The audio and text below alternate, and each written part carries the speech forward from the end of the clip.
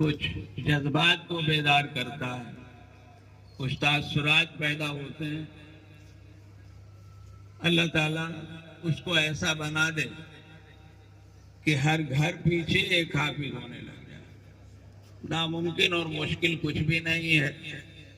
جس گھر میں نہ ہو، جس گھر کے لوگ حوصلہ نہ کریں، تو کم از کم یہ حوصلہ کرا لیں، پیدا کر لیں کہ ان کے واسطے سے، ان کی فکر سے ایک ایک بچہ حافظ ہو جائے. اللہ تعالیٰ سب کو قبول فرمائے. بزرگوں، دوستوں، مسلمہ ہے تعلیم سے انقلاب پیدا ہوتا ہے. یہ انقلاب پڑھنے والوں میں بھی ہوتا ہے اور پڑھانے والے گھر کے لوگ ان میں بھی پیدا ہوتا ہے. کیا انقلاب ہو رہا ہے اس محنت سے؟ جو جہاں مولانا مفتی عبدالسلام صاحب کے ذریعے جو محنت ہو رہی ہے وہ آپ کے سامنے. کتنے بچے اور کیسے گھروں کے بچے حفظ کلام پاک کی دولت سے مالا مال ہو رہے ہیں. یہ اللہ تعالیٰ کی بہت بڑی نعمت ہے. جن گھروں میں علم آتا ہے ان کے بڑے بھی متاثر ہوتے ہیں. دنیا کا علم ہو، پڑھائی ہو، دین کا علم ہو، اس کا اثر تو پڑتا ہے.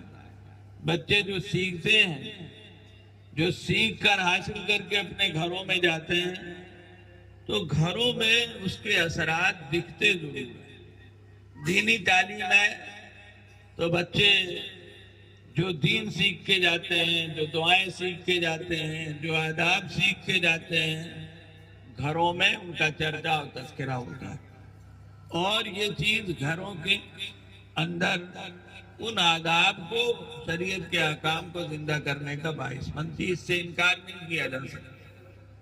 اسکول میں پڑھنے والے بچے اگر اپنے ساتھ اسکول کی تربیت لے کر آتے ہیں تو مدرسے میں پڑھنے والے دینی تعلیم حاصل کرنے والے لے کر آتے ہیں. اسکول سے آنے والا بچہ سامنا ہونے پر جو طریقہ ہے اس زبان کا جو اسکول میں پڑھی جاتی ہے اس کے مطابق اس کے ساتھ سامنا کرتے ہیں گھر کے بڑوں کا. اور مدرسے اور مکتب میں پڑھنے والے بچے السلام علیکم کے ساتھ استقبال کرتے ہیں. اپنے گھر والوں کا نکلتے ہیں، جب آتے ہیں تب بھی سلام کر کے، اور واپس جاتے ہیں گھر میں داخل ہوتے ہیں تب بھی سلام کرتے ہیں. یہ تعلیم ہے. بزرگوں، دوستوں، ہمیں ان اداروں کے ذریعے، ان کی تعلیم اور تربیت کے ذریعے یہی دولت ملتی ہے.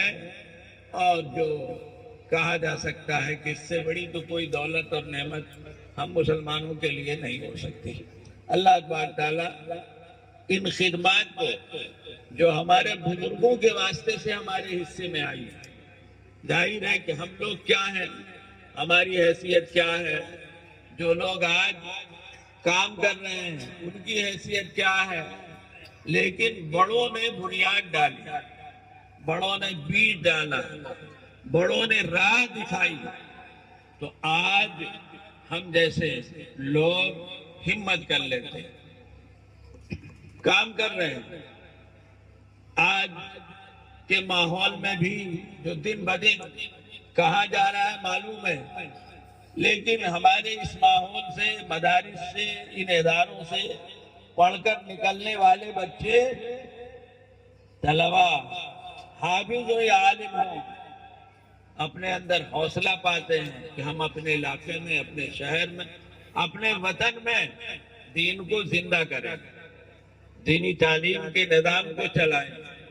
اور اللہ کا فضل ہے کہ چلا رہے ہیں، قربانیوں کے ساتھ چلا رہے ہیں، مجاہدوں کے ساتھ چلا رہے ہیں، تان و تشنیع کے ساتھ نہیں، اس سے آگے بڑھ کر لاٹھی ڈنڈوں کا سامنا کر کے کام کر رہے ہیں. آپ کیا نہ ہو، بہت اچھا شہر ہے، بہت بڑا شہر ہے ماشاءاللہ، لیکن آپ معلوم کریں تو آپ کو معلوم ہوگا کہ بعض بستیوں میں نوبت بڑی دور تک آ جاتی ہے. مخالفت کس چیز کی؟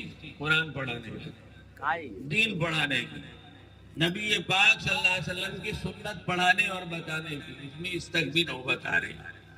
ایسی صورتحال میں کام کرنے والوں کو حوصلہ کس سے ملتا ہے؟ ان بڑوں سے ملتا ہے جن بڑوں نے یہ راہ دکھائی۔ اللہ تبارک تعالیٰ ان محنتوں کو قبول فرمائے۔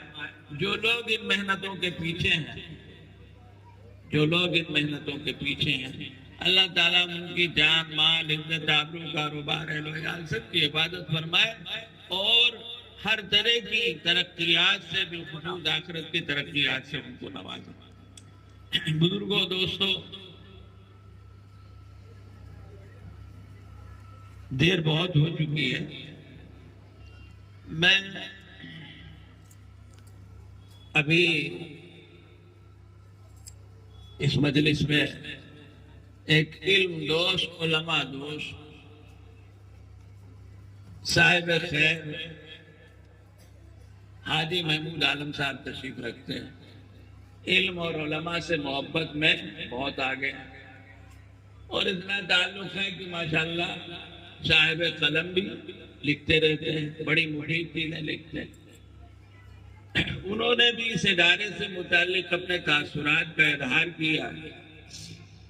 ظاہر ہے کہ ادارے کی محنتیں قابل تشکر ہیں، قابل تأثر ہیں اور ہونا چاہیے جب کوئی ادارہ کام کر رہا ہو۔ لیکن ایک بات تو حاجی صاحب کی زبان سے یہ نکل گئی، شاید جوش میں،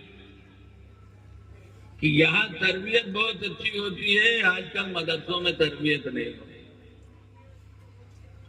بے شک کمی تو ہو سکتی، لیکن یہ مولانا عبدالسلام صاحب جو کام کر رہے ہیں، جو کہ اکیلے کر رہے ہیں، ان کے ساتھ ایک جماعت، کہیں سے انہوں نے بھی تو تربیت حاصل کی۔ یہ تو کہا جا سکتا ہے کہ بہت سی جگہوں میں جو توجہ ہونی چاہیے نہیں ہے، لیکن نفی نہیں کرنی چاہیے۔ دوسری بات یہ کہ اللہ کا فضل ہے کہ اب یہ ماحول بن رہا ہے کہ لوگ دینی تعلیم کے لیے کافی خرچ کر کے اپنے بچوں کو تعلیم دلا رہے ہیں، کافی اچھی فیس دے کر تعلیم دلا رہے ہیں، اچھی حیثیت کے لوگ پڑھوا رہے ہیں اپنے بچوں کو۔ ایسے ادارے ان کی کوشش کرنی چاہیے، اور کوشش کی جائے تو کامیابی بھی ہو رہی ہے آج کل۔ لیکن جو نظام ہمارے تعلیمی اداروں کا چلا آ رہا ہے معمول کے مطابق، کہ جس کے نتیجے میں امت کے بے شمار افراد نہ صرف یہ کہ علم سے آراستہ ہوتے ہیں، بلکہ جو دولت ان کے حاصل ہوتی ہے اس کے واسطے سے وہ اپنے گھروں کا چراغ جلاتے ہیں، اپنے گھروں کا چراغ جلاتے ہیں، ان کی ضروریات کا پورا ہونے کا ذریعہ بنتے ہیں۔ ایک تعداد ہے جو ان اداروں میں آ کر آراستہ ہوتی ہے اہل خیر کی توجہ اور تعاون سے۔ یہ پہلو قابل تعریف ہے، لیکن اس کی عمومی دعوت نہیں دی جا سکتی۔ اللہ تبارک تعالیٰ ہم سب کو حسن عمل کی توفیق عطا فرمائے اور ہماری ان تمام کوششوں کو قبول فرمائے۔ مولانا عبدالسلام صاحب جو بہرحال اللہ نوازتے ہیں، کام لینا ہوتا ہے، تو اپنی کم عمری سے سعادت مندی اور نجابت کا پیکر تھے، جس کی بنا پر اپنے اساتذہ کے دلوں میں بڑا گھر بنایا اور خود اپنے ماحول اور محلے میں لوگوں کے دلوں میں ایک اچھی جگہ بنائی، جس کی برکت ہے یہ مسجد جو قریب میں ہے، یہ آج اس کے نہ صرف امام ہیں بلکہ اس کے واسطے سے اس پورے علاقے کے دینی اور علمی جدوجہد کے